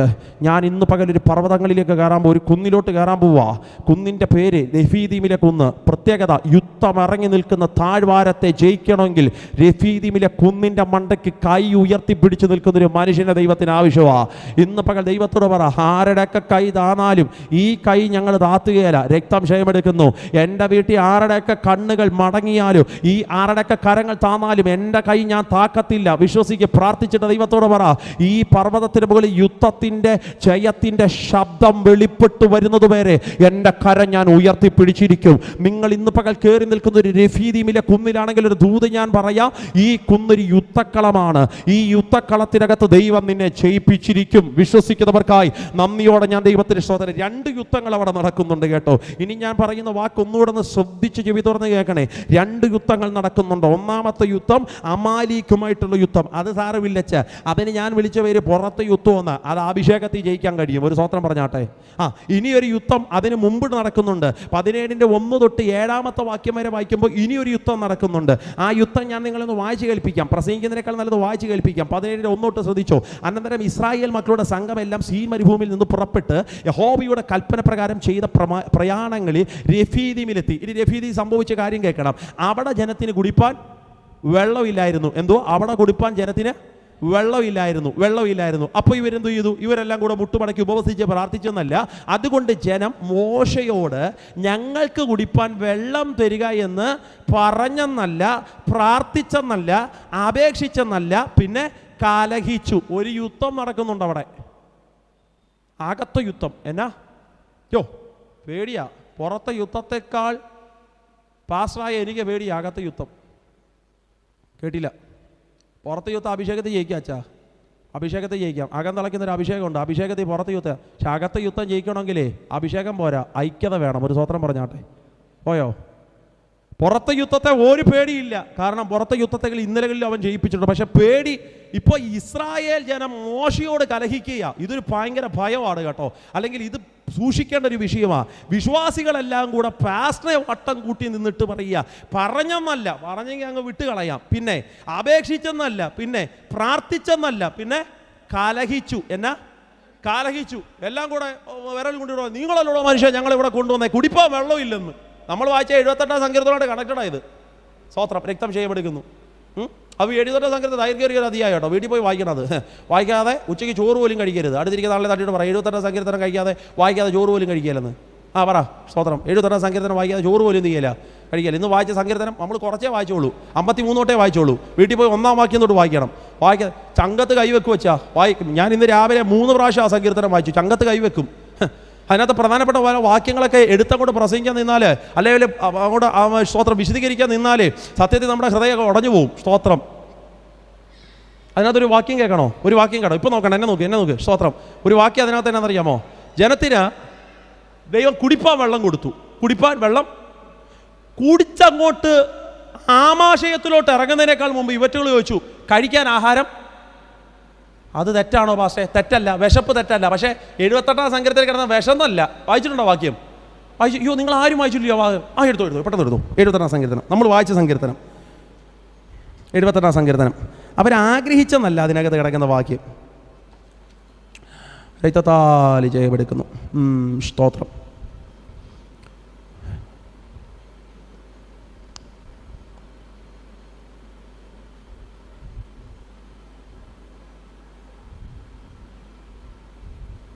മുപ്പതാമത്തെ വാക്യം. അവരുടെ കൊതിക്ക് മതി വന്നില്ല. അവരുടെ കൊതിക്ക് മതി വന്നില്ല. വിശപ്പായിരുന്നോ വിഷയം? വിശപ്പല്ല വിഷയം, കൊതിയാ. രക്തത്താൽ ജയമെടുക്കുന്നു. വിശപ്പല്ലാത്ത വിഷയം. വിശപ്പാണേ സാരമില്ല. പാസ്റ്റർക്ക് മനസ്സിലാവും വിശന്നുകൊണ്ടല്ലയോ, ആവശ്യമല്ലയോ, അത് പാസ്റ്റർക്ക് പിടികിട്ടും. പിന്നെ നമ്മളാരും വിശപ്പില്ല, നമ്മൾ വിശപ്പ് മനസ്സിലാകും, മനുഷ്യ സഹജമാണ്. പക്ഷെ ഇവിടെ പ്രശ്നം അതല്ല. ഇവിടെ കൊതിയാ വിഷയം. കൊതിയാ. സെയിം വാക്ക് അതിനകത്ത് ഇവിടെ റിപ്പീറ്റ് ഉണ്ടല്ലോ. അതിന് മുമ്പിലത്തെ ഏതോ ഒരു ഭാഗത്തിനകത്ത് ഒന്ന് തപ്പിയെടുക്കാൻ കഴിയോ? കിട്ടിയോ? എവിടെ 18. വായിച്ചു. തങ്ങളുടെ കൊതിക്ക് ഭക്ഷണം ചോദിച്ചുകൊണ്ട് ചോദിച്ചത്, കാടപ്പക്ഷിയെ ചോദിച്ചത്, മാംസം ചോദിച്ചത് വിശപ്പിനല്ല, പിന്നെ കൊതിയാണെന്ന്. ഒരു ഹല്ലേലൂയ പറഞ്ഞാട്ടെ. പറയിപ്പിച്ചത് പറയല്ല, അതുകൊണ്ടാണ് പറയിപ്പിച്ചേ. സ്തോത്രം പറയാൻ വകുപ്പുള്ള വാക്കല്ല അതൊന്നും. ഇപ്പം ഞാൻ ഉൾപ്പെടെയുള്ള സമൂഹത്തോടാണ് ദൈവം സംസാരിക്കുന്നത്. കൊതിക്ക് ഭക്ഷണം ചോദിച്ചു. കൊതിക്ക് ഭക്ഷണം ചോദിച്ചപ്പോൾ ദൈവം പിറുവൃത്തിയൊന്നുമില്ല. താഴോട്ട് വായിച്ചു. തങ്ങളുടെ കൊതിക്ക് അവർ ഭക്ഷണം ചോദിച്ചു. അവർ ഹൃദയത്തിൽ ദൈവത്തെ പരീക്ഷിച്ചു. 19. അവർ ദൈവത്തിന് വിരോധമായിട്ട് എന്ത് ചെയ്തു? സംസാരിച്ചു. മരുഭൂമി ഞങ്ങൾക്ക് മേശ ഒരുക്കാൻ ദൈവത്തിന് കഴിയുമെന്ന് വിരൽ ചൂണ്ടിയതേ. ദൈവത്തിൻ്റെ മുഖത്ത് നോക്കി വിരൽ ചൂണ്ടി. പിന്നെ ഭാഷണ മുഖത്ത് നോക്കി ഒരു സ്തോത്രം പറഞ്ഞാട്ടെ. സ്തോത്രം. വിരൽ ചൂണ്ടി ചോദിച്ചു. ഇനി അടുത്ത വാക്ക്. അവൻ പാറയെ അടിച്ചു. വെള്ളം ദൈവം ബ്ലോക്ക് ചെയ്തോ? കൊതിക്ക് ചോദിച്ചിട്ടും ദൈവം ബ്ലോക്ക് ചെയ്തോ മക്കളെ?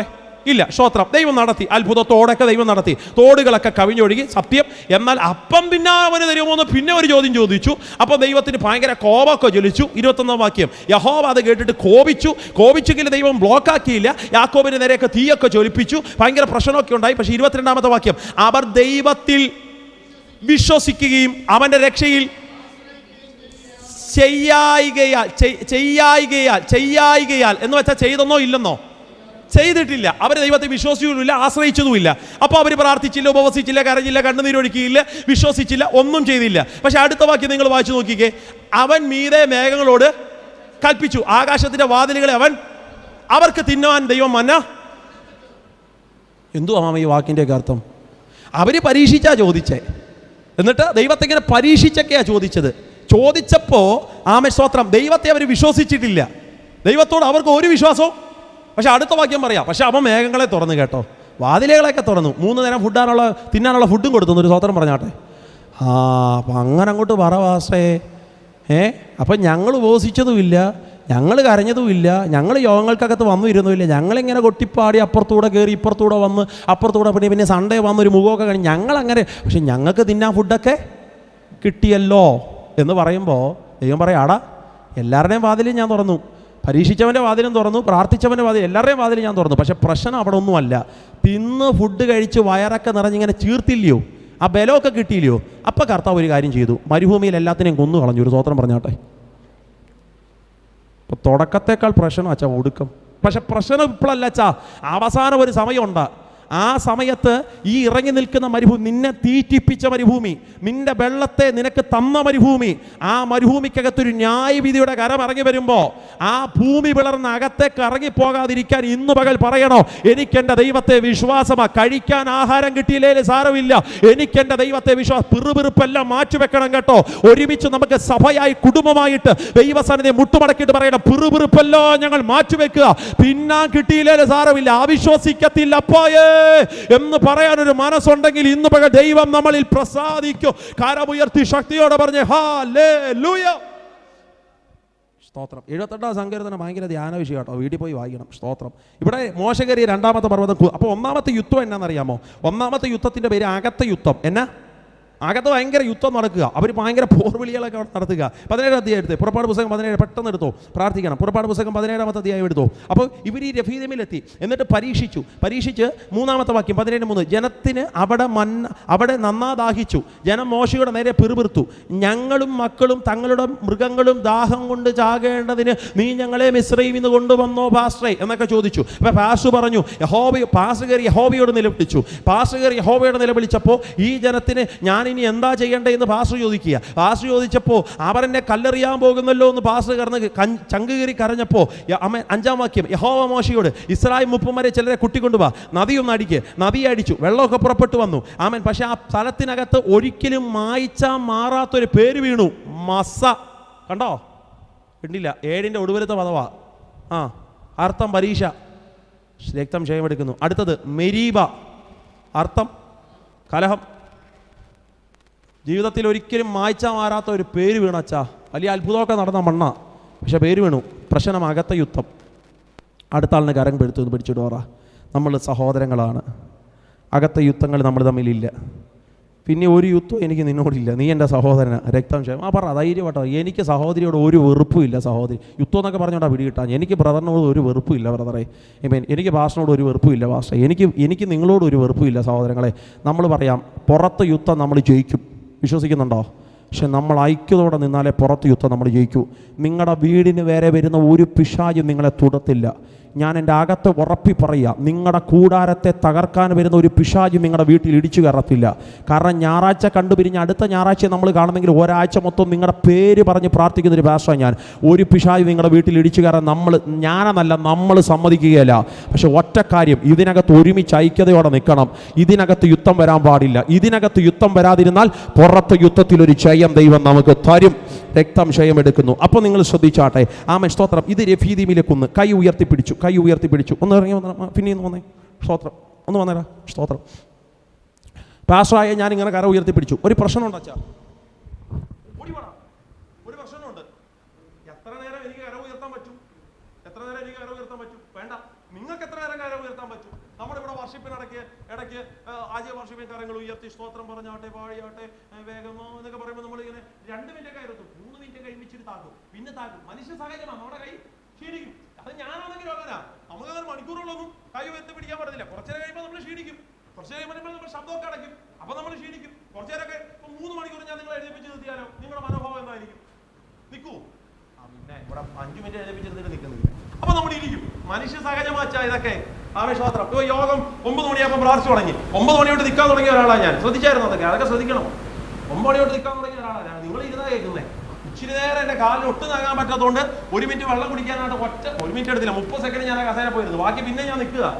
അപ്പോൾ 9 മണി തൊട്ട് 11:45 വരെ ഞാൻ നിൽക്കുക. ഒരു സ്വത്രം പറഞ്ഞാട്ടെ. എത്ര മണിയാണ്? 3 മണിക്കൂറായി ഒരു സ്വത്രം പറഞ്ഞാട്ടെ. അപ്പൊ ഞാൻ പറഞ്ഞത് മനുഷ്യ സഹജമാണ്. പാസ്സായി എൻ്റെ തൊണ്ട അടയ്ക്കും, വിശ്വാസികളായി നിങ്ങളെ തൊണ്ട അടയ്ക്കും, കൈ താഴും. എപ്പോഴും ഒന്ന് കൈ ഇടയ്ക്കിടയ്ക്ക് വാട്ടി പറയും, കൈ ഉയർത്താൻ പറഞ്ഞാൽ അതൊക്കെ ആവേശത്തിങ്ങ പറയുന്നതാ. ഒത്തിരി പേര് കൈ ഉയർത്തും, ചെയ്യുമ്പോൾ അത് തെറ്റൊന്നുമല്ല, അത് പാപമൊന്നുമല്ല കേട്ടോ. അതൊക്കെ മനുഷ്യ സഹജമാണ്. കുറേ നേരം നിൽക്കുമ്പോൾ ക്ഷീണിക്കും, ഇരിക്കേണ്ടി വരും, ഒക്കെ പ്രശ്നമാണ്. പക്ഷെ ഇവിടുത്തെ പ്രശ്നം ശരീരത്തിന്റെ ബലം കൊണ്ട് നിൽക്കാൻ പറ്റുകയില്ല. കൈ ഉയർത്തി തന്നെ. മോശയ്ക്ക് കൈ ഇരിക്കുമ്പോൾ ഇരുന്ന് കഴിഞ്ഞാൽ പരിപാടി തീർന്നച്ചാ. മോശ കൈ താത്തിട്ടാലോ? കൈ താത്തിട്ടു.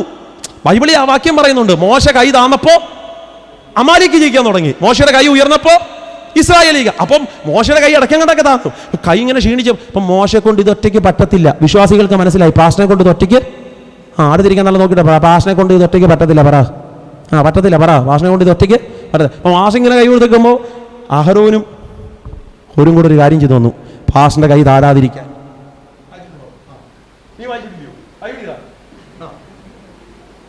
ഒരു ബലമായി അച്ഛാ, ഒരു ബലമായി. സ്തോത്രം. പാസ്റ്റർക്ക് ഒറ്റയ്ക്ക് പറ്റത്തില്ലെന്ന് മനസ്സിലായപ്പോൾ അഭിഷേകമുള്ള 2 എണ്ണം വിശ്വാസികളുടെ കൂട്ടത്തിൽ അപ്പുറം പുറകെ പാസ്റ്ററിന്റെ കൈ താങ്ങാൻ തുടങ്ങി. ഒരു ഗുണമുണ്ടായി. പാസ്റ്ററിന്റെ കൈ ഉയർന്നപ്പോൾ പാസ്റ്ററിന്റെ പേരൊക്കെ നോട്ടീസിൽ വന്നെങ്കിലും ഇസ്രായേൽ മൊത്തം യുദ്ധങ്ങളിൽ ജയിക്കാൻ തുടങ്ങി. ആരുടെ കണ്ട് ഒരാളെ പേരാ കൈ ഉയർന്നു നിന്നേ. ഒരാളെ മാത്രമേ ജനമെല്ലാം കണ്ടുള്ളൂ. പക്ഷെ ജയിച്ചത് ഒരാളല്ല, ജനിച്ചത് ഇസ്രായേൽ മൊത്തവും ജയിക്കാൻ തുടങ്ങി. റഫീദീമിലെ കുന്നിന്റെ പ്രത്യേകത, സ്തോത്രം, യുദ്ധക്കളത്തിന്റെ കുന്നാണ്. പക്ഷെ ഇന്ന് പകൽ നിന്റെ കൈ താടരുത് കേട്ടോ. നിന്റെ കൈ താടരുത്. ഉറക്കപ്പറ, നിന്റെ കൈ താടരുത്. ശബ്ദം ഉയർത്തിപ്പറ, എന്റെ കൈ താടരുത്. ഇത് മനുഷ്യന്റെ ബലം കൊണ്ട് നിൽക്കാൻ പറ്റത്തില്ല. ഇത് ദൈവത്തിന്റെ ബലമുണ്ടെങ്കിൽ മാത്രമേ നിൽക്കാൻ പറ്റൂ. അന്ന് മോശയെ താങ്ങാൻ അഹരോനും ഹൂരും ഉണ്ടായിരുന്നു. പക്ഷെ ഇന്ന് പകൽ നിന്റെ കൈ ക്ഷീണിച്ചു പോകാതെ നിന്നെ താങ്ങുന്നവൻ അഹരോനുമല്ല ഹൂരുമല്ല, പരിശുദ്ധാത്മാവാ നിന്റെ കരം പിടിച്ചു താങ്ങുന്നത്. ആരുടെയൊക്കെ കരം താണാലും നിന്റെ കരം താടാൻ ദൈവം സമ്മതിക്കത്തില്ല. വിശ്വസിക്കുന്ന എത്ര പേരുണ്ട്? മാനുഷികമാ കൈകൾ താണു പോകുമ്പോ, മാനുഷികമാ കൈകൾ താണു പോകുമ്പോ, ക്ഷീണിക്കാത്ത കൈ എനിക്കുന്നുണ്ട് സ്വർഗത്തിൽ, ക്ഷീണിക്കാത്ത കൈ എനിക്കുന്നുണ്ട് സ്വർഗത്തിൽ. ഒരു പ്രാവശ്യം കൂടെ. മാനുഷികമാം കൈകൾ താണു പോകുമ്പോ, മാനുഷികമാം കൈകൾ താണു പോകുമ്പോ, ക്ഷീണിക്കാത്ത കൈ എനിക്കുന്നുണ്ട് സ്വർഗത്തിൽ, ക്ഷീണിക്കാത്ത കൈ എനിക്കുന്നുണ്ട് സ്വർഗത്തിൽ. മോശ കയറി നിൽക്കുന്ന 2ാമത്തെ പർവ്വതം രഫീദീമിലെ കുന്ന്. പ്രത്യേകത, ജയത്തിന്റെ കുന്നായി അത് മാറി. യുദ്ധക്കളത്തിലെ ജയം. മോശയുടെ 3ാമത്തെ പർവ്വതം. പെട്ടെന്ന് വായിച്ചു. പുറപ്പാട് പുസ്തകം 19:20. മോശ കയറി നിന്ന 3ാമത്തെ കുന്ന്. പുറപ്പാട് പുസ്തകം 19:20. പുറപ്പാട് പുസ്തകം 19 അതിൻ്റെ 20ാമത്തെ വാക്യം. മോശ കയറിയ 3ാമത്തെ കുന്ന്. പുറപ്പാട് പുസ്തകം 19 അതിൻ്റെ 20ാമത്തെ വാക്യം. യഹോവ സീനായി പർവ്വതത്തിൽ. മോശ കയറിയ 3ാമത്തെ പർവ്വതം സീനായി പർവ്വതം. ഏതാ പ്രത്യേകത അറിയാവോ? പ്രത്യേകത എന്നാണെന്നറിയാമോ? പ്രത്യേകത, സ്തോത്രം, ദൈവത്തിൻ്റെ കൽപ്പനകളുടെ ഉപദേശങ്ങൾ മോശ മേടിച്ചെടുത്ത പർവ്വതം. ഇങ്ങനൊരു പർവ്വതം നമുക്ക് എല്ലാവർക്കും വേണം. വളരെ ശാന്തമായിട്ടാണ് ഞാൻ പറയുന്നത്. എൻ്റെ കണ്ണുകളിലേക്ക് നോക്കിയേ. അമ്മമ്മേ, വേറൊന്നും കിട്ടിയില്ലെങ്കിലും ഇനി ഞാൻ മുമ്പോട്ട് നടക്കേണ്ട എൻ്റെ ജീവിത സാഹചര്യത്തിൽ ദൈവത്തിൻ്റെ ഉപദേശങ്ങൾ എനിക്ക് കിട്ടേണ്ടിയ ഒരു കൽപ്പന പ്രാപിച്ചെടുക്കേണ്ടിയ ഒരു പർവ്വതം എനിക്ക് വേണമെന്ന് പറയുന്ന എത്ര ദൈവമക്കളുണ്ട്? ആ പർവ്വതത്തിന് മുകളിൽ നീ 40 ദിവസം ഇരിക്കണം കേട്ടോ. 40 ദിവസം ഇരിക്കുമ്പോൾ ഇനി നിൻ്റെ ലൈഫിനെ നിയന്ത്രിക്കുന്ന ദൈവത്തിൻ്റെ കമാൻഡുകൾ അവൻ കൽപ്പനയിൽ എഴുതി തരാൻ ഈ പർവ്വതത്തെ ദൈവം ഉപയോഗിക്കും. വേണ്ടേ? എനിക്ക് വേണ്ടേ അങ്ങനൊരു പർവ്വതം? നിങ്ങൾക്ക് വേണ്ടി അങ്ങനെ ഒരു പർവ്വതം? ഇനി മുമ്പിലേക്കുള്ള നടത്തത്തിന് ഈ പർവ്വതം നമുക്ക് അനിവാര്യമാണ്. എൻ്റെ ജീവിതം എങ്ങനെ പോകണം? ഞാൻ ഏതൊക്കെ കാര്യങ്ങൾ ചെയ്യണം? അപ്പോൾ ദൈവം പറഞ്ഞു, കൊല ചെയ്യരുത്, വ്യഭിചാരം ചെയ്യരുത്, കള്ളസാക്ഷ്യം പറയരുത്, മോഷ്ടിക്കരുത്, കൂട്ടുകാരനെതിരെ ഏഷണി പറയരുത്. ഇതൊക്കെ ഞാൻ പ്രാപിക്കുന്ന പർവ്വതമത്രേ സീനായി പർവ്വതം. ആ പർവ്വതത്തിൽ നീ കൽപ്പന പ്രാപിച്ചാൽ ഇനി ഇസ്രായേൽ നടക്കാൻ പോകുന്നത് സ്വന്തം വഴികളിലല്ല. ഇനി ഇസ്രായേൽ നടക്കാൻ പോകുന്നത് സീനായി പർവ്വതത്തിൽ മേടിച്ചെടുത്ത ദൈവത്തിൻ്റെ കൽപ്പനയാകുന്ന ആ പർവ്വതത്തിൽ മേടിച്ചെടുത്ത കൽപ്പനയ്ക്കനുസരിച്ച ഇസ്രായേൽ നടക്കാൻ പോകുന്നത്. ഈ ദൈവത്തോട് പറ, എൻ്റെ കുഞ്ഞിന് ഇങ്ങനൊരു പർവ്വതം വേണം. അവൻ ദൈവത്തിൻ്റെ കൽപ്പനകൾ പ്രാപിക്കുന്നവനാകണം. വേണ്ടേ? ദൈവത്തിൻ്റെ ഉപദേശങ്ങൾ മേടിക്കുന്നൊരു പർവ്വതം നമുക്ക് വേണ്ടേ? വേണമെന്ന് വിശ്വസിക്കുന്നവർ കരമൊന്ന് ഉയർത്തി ഒരു ഹല്ലേലൂയ പറയാമോ? ഓ, ഞാൻ ദൈവത്തിന് സ്തോത്രം പറയുന്നു. ദൈവത്തിൻ്റെ കൽപ്പനകൾ പ്രാപിക്കുന്ന ഒരു സീനായി പർവ്വതം നമുക്ക് വേണം. 4ാമത്തെ പർവ്വതം എടുത്താട്ടെ. സംഖ്യാപുസ്തകം 20-ാം അധ്യായം അതിൻ്റെ 22 മുതലുള്ള വാക്യങ്ങൾ. സംഖ്യാപുസ്തകം 20-ാമത്തെ അധ്യായം അതിൻ്റെ 22-ാമത്തെ വാക്യം മുതൽ. സംഖ്യാപുസ്തകം 20-ാമത്തെ അധ്യായം അതിൻ്റെ 22-ാമത്തെ വാക്യം മുതൽ. റൈറ്റ്. പിന്നെ ഇസ്രായേൽ മക്കളുടെ, ആ പർവ്വതത്തിന്റെ പേര് നിങ്ങൾ ശ്രദ്ധിച്ചു കേൾക്കണം. പിന്നെ ഇസ്രായേൽ മക്കളുടെ സർവ്വസഭയും കാദേശിൽ നിന്ന് യാത്ര പുറപ്പെട്ടു ഹോർ പർവ്വതത്തിലെത്തി. ആ പർവ്വതത്തിന്റെ പേരെന്താണ്? ഹോർ പർവ്വതം. ഈ പർവ്വതത്തിൻ്റെ ഒരു പ്രത്യേകതയുണ്ട് കേട്ടോ. ഈ പർവ്വതത്തിൻ്റെ പ്രത്യേകത എന്താ അറിയാമോ? നിങ്ങൾ താഴേക്ക് വായിച്ചു തരുമ്പോൾ അഹരോൻ മരിച്ച പർവ്വതമായത്. അഹരോൻ മരിച്ച, താഴോട്ട് വായിച്ചു. അപ്പം മനസ്സിലാകുന്ന വിശദീകരണത്തെക്കാൾ നല്ലതാ വാക്യം വായിക്കുന്നത്. വായിച്ചു. ഏദോം ദേശത്തിന്റെ അതിരെങ്കിലുള്ള ഹോർ പർവ്വതത്തിൽ വെച്ച് യഹോവ മോശയോട് അഹരോനോട് അരുളി ചെയ്തത്, അഹരോൻ തൻ്റെ ജനത്തോട് എന്ത് ചെയ്യും? ചേരും. ഈ പർവ്വതത്തിൽ വരുമ്പോൾ അഹരോനെ ഞാൻ വിളിക്കാൻ പോവുക. അഹരോനെ. അപ്പോൾ ഇത് മരണത്തിൻ്റെ പർവ്വതമാണോ പാസ്റ്റേ? അഹരോനെ ദൈവം വേർപെടുത്തിയ പർവ്വതമാണോ? അല്ല, അതല്ല ഞാൻ പറയാൻ വന്നത്.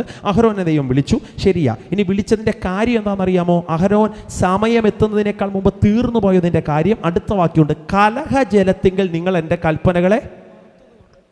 അന്നിമാരി കയറി പിറുപിറുത്തില്ലേ? ദൈവം അന്നൊന്നും വേണ്ടിയില്ല അച്ഛാ. ഇപ്പം കണക്കും കൂട്ടി കിടിച്ച് പലിശ ഉൾപ്പെടെ ദൈവം കൊടുത്തിട്ട് പറയാം, എടാ അന്ന് വെള്ളത്തിന് വേണ്ടി കിടന്ന് അടി ഉണ്ടാക്കിയില്ലേ, അതിൻ്റെ ശിക്ഷയായിട്ട് ഞാൻ അഹരോനെ എന്ത് ചെയ്യാൻ പോവുക? അങ്ങ് വിളിക്കാൻ പോവുക. ഓക്കെ, അഹരോൻ ഈ പർവ്വതത്തിൽ വെച്ച് മരിച്ചു. വാക്യം 29 വായിച്ചേ. അഹരോൻ മരിച്ചുപോയി. പക്ഷെ മരിച്ചു പോകുന്നതിന് മുമ്പ് ഒരു സംഭവം നടന്നു. 28ാമത്തെ വാക്യം. മോശ അഹരോന്റെ വസ്ത്രം ഊരി അവന്റെ മകനായ എലയാസറിനെ ധരിപ്പിച്ചു. അപ്പോൾ ഈ പർവ്വതത്തിന്റെ പ്രത്യേകത എന്താ? അഹരോൻ മരിച്ചെങ്കിലും അഹരോൻ ധരിച്ച വസ്ത്രം അഹരോന്റെ തലമുറയ്ക്ക് ദൈവം ധരിപ്പിച്ച പർവ്വതമായത്. സ്തോത്രം. ഇന്ന് പകൽ ഞാനൊരു ദൂത് പറയാം. അവിടെ മരിച്ചു എന്നുള്ളതൊരു ന്യായവിധിയുടെ കാര്യമാണ്. പക്ഷെ ഞാൻ ആ വാക്കങ്ങ് മാറ്റിയിട്ട് മനസ്സിലാകുന്ന മറ്റൊരു ദൂതിലേക്ക് വരാം. നിങ്ങളുടെ കാലം കഴിയുന്നതിനേക്കാൾ മുമ്പ് ദൈവം നിങ്ങൾ ഈ ഒരു പർവ്വതത്തിലേക്ക് വിളിക്കും. നിന്റെ അഭിഷേകത്തിന്റെ വസ്ത്രം നിന്റെ തലമുറയെ ഉടുപ്പിക്കുന്ന ഒരു പർവ്വതം നമുക്കുണ്ട്. വിശ്വസിക്കുന്നവർക്കായി നന്ദിയോടെ ഞാൻ ദൈവത്തിന് സ്തോത്രം പറയുന്നു. ദൂത് മനസ്സിലാകുന്നു മമ്മിമാരെ? ആമേ സ്തോത്രം. ബാക്കിയിരിക്കുന്ന ഞങ്ങളുടെ സഹോദരിമാരൊക്കെ പറയണോ, എൻ്റെ തലമുറയെ എൻ്റെ പ്രാർത്ഥനയുടെ അഭിഷേകത്തെ ഉടുപ്പിക്കുന്നൊരു പർവ്വതത്തിലേക്ക് ഇന്ന് പകൽ ഞാൻ കയറാൻ പോകുകയാ. പർവ്വതത്തിൻ്റെ പേര് ഹോർ പർവ്വതം. ഈ പർവ്വതത്തിനകത്ത് അഹരോന്റെ മരണത്തെ ബേസ് ചെയ്ത് മോശ ഒരു സങ്കീർത്തനം എഴുതി. ആ സങ്കീർത്തനമാണ് 90-ാമത്തെ സങ്കീർത്തനം. എൻ്റെ നാളുകളെ എണ്ണണമേ എന്നൊക്കെ പറഞ്ഞ് പ്രാർത്ഥിക്കുന്ന സങ്കീർത്തനം ഇല്ലേ? അത് ഈ പർവ്വതത്തിൻ്റെ അറ്റ്മോസ്ഫിയറിൽ മോശ എഴുതിയ ഒരു സങ്കീർത്തനം. നിൽക്കട്ടെ. 4ാമത്തെ പർവ്വതം ഹോർ പർവ്വതം. 5ാമത്തെ പർവ്വതം പറഞ്ഞ് പ്രാർത്ഥിച്ച് യോഗം പരിസമാപ്തിയിലെത്തിക്കാം. 5ാമത്തെ പർവ്വതം ആവർത്തന പുസ്തകം 34-ാമത്തെ അധ്യായം. ആവർത്തന പുസ്തകം ഏറ്റവും ഒടുവിലത്തെ അധ്യായം അതിൻ്റെ 1-ാമത്തെ വാക്യം. ആവർത്തന പുസ്തകം 34-ാം അധ്യായം അതിൻ്റെ 1-ാമത്തെ വാക്യം. ആവർത്തന പുസ്തകം 34-ാം അധ്യായം അതിൻ്റെ 1-ാമത്തെ വാക്യം. അനന്തരം മോശ മോവാബ് സമഭൂമിയിൽ നിന്നും യെരിഹോവിനെതിരെയുള്ള നെബോ പർവ്വതത്തിൽ പിസ്ക മുകളിൽ കയറി. എന്താ ഈ പർവ്വതത്തിൻ്റെ പ്രത്യേകത? ഇനി ബൈബിളെല്ലാം അടച്ച് എന്നെ ഒരു നിമിഷം നോക്കിയാട്ടെ. ഈ പർവ്വതത്തിൻ്റെ പ്രത്യേകത എന്നാണെന്നറിയാമോ? മോശ വാഗ്ദത്ത കനാൻ ദർശിച്ച പർവ്വതമായത്. തന്നെ വിളിച്ചില്ലേ, തന്നെ വേർതിരിച്ചില്ലേ, അതിൻ്റെ അൾട്ടിമേറ്റ് പർപ്പസ് ദൈവത്തിനുണ്ടായിരുന്നില്ലേ? കനാൻ നാടിനെ പിടിച്ചു കൊടുക്കാമെന്ന് പറഞ്ഞ വാഗ്ദത്ത മോശ കണ്ട പർവ്വതമാണ്. നെബോ പർവ്വതത്തിൻ്റെ മുകളിൽ നിന്നപ്പോൾ മോശയെ സ്വർഗത്തിലെ ദൈവം വിളിച്ചു. മോശയുടെ അടക്ക ശുശ്രൂഷ ആർക്കും അറിയില്ല. മോശ അടക്കിയത് എവിടാന്ന് ആർക്കും അറിയത്തില്ല. പക്ഷെ ബേശം മോശയ്ക്ക് അവസാനമായി ദൈവം കൊടുത്ത പർവ്വതമാ നെബോ പർവ്വതം. ദൂത് ഞാൻ പറയാം. ഹോരേബ് പർവ്വതത്തിൽ നിന്ന് ആരംഭിച്ച് നെബോബ് പർവ്വതത്തിനകത്ത് ജീവിതം അവസാനിപ്പിച്ച മോശ പറയുക, അവൻ ജാതികളെ പർവ്വതങ്ങളിലേക്ക് വിളിക്കുകയാണ്. എത്ര ദൈവമക്കൾക്ക് മനസ്സിലാകുന്നുണ്ട്? ദൈവം എന്നെ കയറ്റും ഒരു പർവ്വതത്തിലേക്ക്. ഹോരേബ് പർവ്വതത്തിൽ അവൻ ആരാണെന്ന് തെളിയിച്ചൊരു പർവ്വതത്തിലേക്ക് അവൻ എന്നെ കയറ്റും. തീർന്നില്ല, അവൻ എന്നെ രഫീദിമിൻ്റെ കുന്നിനകത്തേക്ക് കയറ്റും. എൻ്റെ യുദ്ധങ്ങളിൽ എന്നെ ജയിപ്പിക്കുന്ന ഒരു രഫീദിമിൻ്റെ കുന്നിലേക്ക് അവൻ എന്നെ കയറ്റും. തീർന്നില്ല, അവൻ എന്നെ സീനായി പർവ്വതത്തിനകത്ത് കയറ്റും. എനിക്ക് കൽപ്പനകൾ തന്ന് എൻ്റെ ജീവിതം എങ്ങനെ നടത്തണമെന്ന് ദൈവം എന്നെ പഠിപ്പിക്കുന്ന ഒരു സീനായി പർവ്വതത്തിൽ അവൻ എന്നെ കയറ്റും. തീർന്നില്ല, അവൻ എന്നെ ഹോർ പർവ്വതത്തിനകത്ത് കയറ്റും. എൻ്റെ അഭിഷേകത്തിൻ്റെ വസ്ത്രം എൻ്റെ സഹോദരനെ, എൻ്റെ വിശ്വാസികളെ, എൻ്റെ തലമുറയെ ധരിപ്പിക്കുന്ന ആമൻ ഹോർ പർവ്വതത്തിലേക്ക് ദൈവം എന്നെ കയറ്റും. തീർന്നില്ല, അവൻ എന്നെ ഒരു നെബോ പർവ്വതത്തിനകത്തേക്ക് കഴിച്ചു. എൻ്റെ കാലങ്ങൾ അവസാനിക്കാൻ സമയമായി എന്ന് ദൈവം വെളിപ്പെടുത്തുന്ന ഒരു നെബോബ് പർവ്വതം അവൻ എനിക്ക് തരും. കണ്ണുകളെല്ലാം അടച്ചാട്ടെ. ഒരു പക്ഷെ നിങ്ങളുടെ ശുശ്രൂഷയുടെ പരിസമാപ്തിയിലേക്ക് എത്തുമ്പോഴായിരിക്കാം നിങ്ങൾ നെബോ പർവ്വതത്തിനകത്ത് കയറുന്നത്. പക്ഷെ ഞാനൊരു കാര്യം ഉറപ്പിച്ചു പറയാം, എല്ലാവർക്കും ഇങ്ങനൊരു പർവ്വതമുണ്ട്. ഒരു നെബോ പർവ്വതം എല്ലാവർക്കും ഉണ്ട്. നിങ്ങളുടെ ശുശ്രൂഷകൾ അവസാനിപ്പിക്കുന്ന ഒരു പർവ്വതം, നിങ്ങളുടെ മിനിസ്ട്രികൾ നിൽക്കുന്ന ഒരു പർവ്വതം, ആ സമയം ദൈവം നിന്നെ ഉയരത്തിലേക്ക് എടുക്കുന്ന ഒരു പർവ്വതം. എല്ലാവരുടെയും ലൈഫിനകത്ത് ഇങ്ങനൊരു പർവ്വതമുണ്ട്. പൗലോസ് പറയുക, ഞാൻ നല്ല പോർ പൊരുതു, ഞാൻ ഓട്ടം തികച്ചു, ഞാൻ വിശ്വാസം കാത്തു. ആമേൻ ആമേൻ. പൗലോസിന്റെ നെബോ പർവ്വതം എന്ന് പറഞ്ഞാൽ പൗലോസിന്റെ കാരാഗ്രഹമായിരുന്നു. പത്രോസിന്റെ നെബോ പർവ്വതം എന്ന് പറഞ്ഞാൽ ക്രൂശായിരുന്നു. യേശുവിന്റെ നെബോ പർവ്വതം കാൽവരി ക്രൂശിന്റെ മലയായിരുന്നു. സഹോദര, യോഹന്നാന്റെ നെബോ പർവ്വത കാരാഗ്രഹത്തിന്റെ അകത്തളങ്ങളായിരുന്നു. നിനക്കൊരു നെബോ പർവ്വതം ദൈവം വെച്ചിട്ടുണ്ട്. നിന്നെ ഇവിടെ നിന്ന് സ്വർഗത്തിലേക്ക് ദൈവം വിളിച്ച് കനാൻ നാട് കാണിച്ച് നിന്റെ കണ്ണുകൾക്കുള്ള ആമേൻ കൊതി തീർത്തിട്ട് അവൻ നിന്നെ നെബോ പർവ്വതത്തിൽ നിന്ന് വിളിക്കാൻ പോകുകയാണ്. കണ്ണുകളെല്ലാം അടച്ചിട്ട്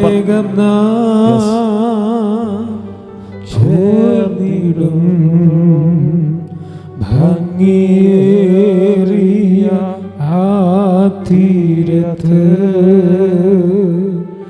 വേഗം നാം ചേർന്നിടും. ഭംഗിയേറിയ തീരത്ത്. ദൈവത്തോടൊരു നിമിഷം ചോദിച്ചാട്ടെ, കർത്താവേ, ഞാനിപ്പോൾ നിൽക്കുന്നത് ഹോർ പർവ്വതത്തിലാണോ, ഹോരേബ് പർവ്വതത്തിലാണോ? എൻ്റെ ദൈവം ആരാണെന്ന് തെളിയിക്കുന്ന ഒരു പർവ്വതത്തിലാണോ നിങ്ങൾ നിൽക്കുന്നത്? ദൈവം നിന്റെ ജീവിത സാഹചര്യങ്ങളെ സമ്മർശിക്കുമെന്ന് വാക്ക് പറഞ്ഞ ഒരു ഹോരേബ് പർവ്വതത്തിലാണോ നീ? അല്ലെങ്കിൽ താഴെ അമേരിക്ക ശക്തികൾ ജയിക്കുമെന്ന് നീ പ്രതീക്ഷിച്ചിരുന്ന നിന്റെ യുദ്ധങ്ങളിൽ ദൈവം നിന്നെ ജയിപ്പിക്കാൻ ആഗ്രഹിച്ച രഫീദിമിൻ്റെ കുന്നിനകത്ത് കൈ ഉയർത്തിപ്പിടിച്ചാണോ നീ നിൽക്കുന്നത്? ഇല്ലെങ്കിൽ മുമ്പിലേക്കുള്ള ചില ജീവിത സാഹചര്യങ്ങളിൽ നിനക്കും നിന്റെ തലമുറയ്ക്കും ദൈവം എഴുതി തയ്യാറാക്കി തരുന്ന കൽപ്പനകൾ പ്രാപിക്കുന്ന സീനായി പർവ്വതത്തിലാണോ, ദൈവത്തിൻ്റെ ഉപദേശം മേടിക്കുന്ന പർവ്വതത്തിലാണോ നീ നിൽക്കുന്നത്? ഇല്ലെങ്കിൽ നിന്നെ ദൈവം ധരിപ്പിച്ച വസ്ത്രം നിന്റെ തലമുറയ്ക്ക് ദൈവം കൈമാറ്റം ചെയ്യും എന്ന് തെളിയിച്ച ഹോർ പർവ്വതത്തിലാണോ നീ നിൽക്കുന്നത്? ഇതൊന്നുമല്ലെങ്കിൽ എൻ്റെ ശുശ്രൂഷകൾ അവസാനിക്കാൻ സമയമായി, അവൻ എന്നെ കനാൻ നാട് കാണിച്ച് എന്നെ വിളിക്കാൻ സമയമായി എന്ന് ബോധ്യമുള്ള നെബൂബ് പർവ്വതത്തിലാണോ നിങ്ങൾ നിൽക്കുന്നത്? ഏത് പർവ്വതത്തിലാണെങ്കിലും ഇവിടെ ദൈവമുണ്ട്. ആ പർവ്വതത്തിൻ്റെ മുകളിൽ ഇറങ്ങി നിൽക്കുന്ന സ്വർഗത്തിലെ ദൈവമുണ്ട്. അവൻ വിശുദ്ധവാനായ ദൈവം, അശുദ്ധി തൊടുകയിൽ അവനെ. ആ പർവ്വതങ്ങളിലേക്ക് അവൻ ജാതികളെ വിളിക്കുകയാണ്. അവൻ സമ്പാദിച്ച അവൻ്റെ പർവ്വതങ്ങളിലേക്ക് അവൻ ജാതികളെ വിളിക്കുകയാണ്. ഒഴുകിച്ചെല്ലും ജാതികൾ ഈ പർവ്വതങ്ങളിൽ നിന്ന് കൽപ്പനകൾ മേടിക്കും. അവർ യുദ്ധങ്ങളെ ജയിക്കും. കണ്ണുകളെല്ലാം അടച്ച് സ്തോത്രത്തോടെ